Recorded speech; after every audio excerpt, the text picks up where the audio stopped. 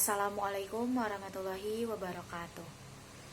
Perkenalkan, nama saya Ira Sofiana Jopa dengan nomor induk mahasiswa 45124210004. Prodi Ilmu Lingkungan Universitas Negeri Semarang.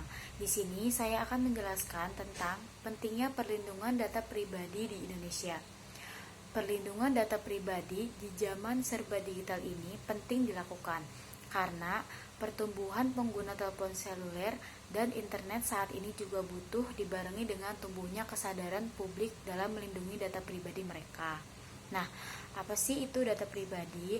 Data pribadi adalah setiap data tentang seseorang, baik yang maupun tidak dapat diidentifikasi secara tersendiri atau dikombinasi dengan informasi lainnya, baik secara langsung maupun tidak langsung melalui sistem elektronik atau non-elektronik. Contohnya identitas pribadi, data kependudukan dan kewarganegaraan, data komunikasi, data perjalanan, data medis, dan data ekonomi. Nah, perlindungan data pribadi itu tidak hanya penting bagi setiap individu, tapi juga perusahaan besar yang menyimpan data karyawan maupun pelanggan setiap harinya.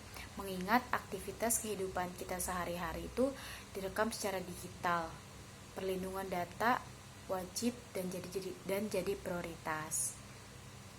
Nah, di era digital ini banyak kejahatan yang memanfaatkan data pribadi sehingga perlu dilindungi.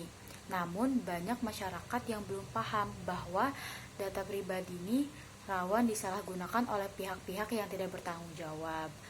Lemahnya perlindungan data di Indonesia mengakibatkan maraknya kebocoran data, terbukti dengan sering terjadinya kasus kejahatan siber seperti peretasan maupun pembajakan media sosial yang berujung pada pembobolan data pribadi, pemerasan hingga penipuan daring.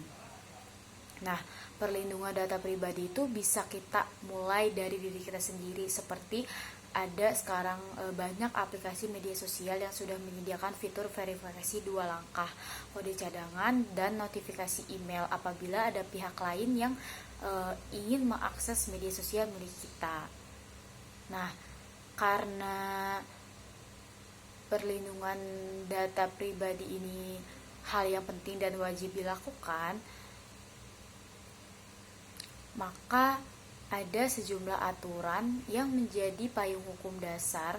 Salah satunya yaitu Undang-Undang Nomor 11 Tahun 2018 tentang Informasi dan Transaksi Elektronik sebagaimana telah diubah menjadi dengan Undang-Undang Nomor 19 Tahun 2016 tentang perubahan atas Undang-Undang Nomor 11 Tahun 2018. Nah, perlindungan terhadap data ini penting dilakukan agar yang pertama menghindari ancaman kejahatan dunia maya termasuk kekerasan berbasis gender online atau KBGO. Nah, perlindungan terhadap privasi di dunia maya merupakan kunci utama keamanan diri dari berbagai ancaman kejahatan di dunia maya termasuk kekerasan berbasis online berbasis gender online atau KBGO.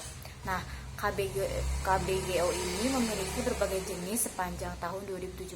Setidaknya ada 8 bentuk kekerasan berbasis gender online yang dilaporkan kepada Komnas Perempuan, yaitu pendekatan untuk pemberdayaan, pelecehan, peretasan, konten ilegal, pelanggaran privasi, ancaman distribusi foto atau video pribadi, pencemaran nama baik, dan rekrutmen online.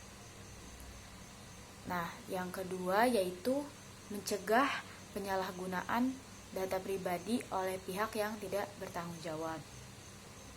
Yang ketiga yaitu menjauhi potensi penipuan. Nah, modus penipuan online ini bisa terjadi dalam berbagai bentuk seperti pembajakan email dan berpura-pura menjadi otoritas tertentu. Penipuan biasanya berkedok menjadi lembaga atau individu terpercaya untuk menipu korban agar mengekspos data pribadi dan akses berharga lainnya. Nah, terus yang keempat yaitu menghindari potensi pencemaran nama baik. Merujuk pada pasal 310 KUHP, pencemaran nama baik adalah perbuatan menyerang kehormatan atau nama baik seseorang dengan menuduhkan sesuatu hal yang tidak dimaksudkan agar hal itu tidak diketahui umum. pencemaran nama baik bisa dilaporkan, baik pencemaran secara lisan maupun secara tulisan. Nah, mungkin itu saja yang bisa saya sampaikan. Kurang dan lebihnya saya mohon maaf. Saya tutup. Wassalamualaikum warahmatullahi wabarakatuh.